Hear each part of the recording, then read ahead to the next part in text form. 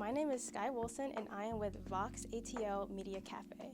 In the past year, my family has adopted 3 dogs. During my parents' search, they've noticed some internal and external issues within these shelters. This was during COVID, when tons of people were adopting and buying pets to seek companionship during the hard times. However, when they could not financially or emotionally provide for them, they simply sent them back. This led to massive overcrowding and shelters reaching max capacity. This ultimately leads to shelters having less than ideal conditions, whether that may be cleanliness or general order.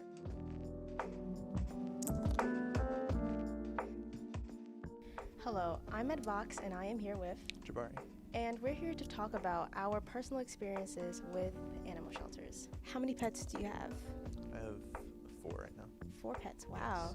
And what would you say the conditions of the shelter were? Pretty good. They're just understaffed more than anything.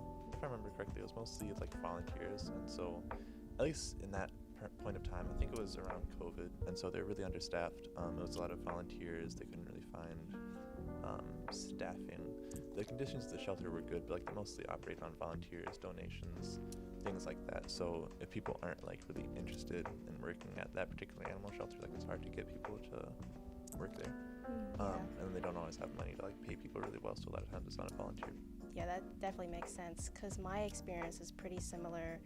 We had adopted our dogs during COVID. There was definitely an understaffing issue and there was a bit of overcrowding. What do you think you can do to better support these shelters? Donations, but besides that, just working at animal shelters. I think a lot of them are understaffed. I've never been to an animal shelter that is fully staffed. They're always missing a few people. They always need help.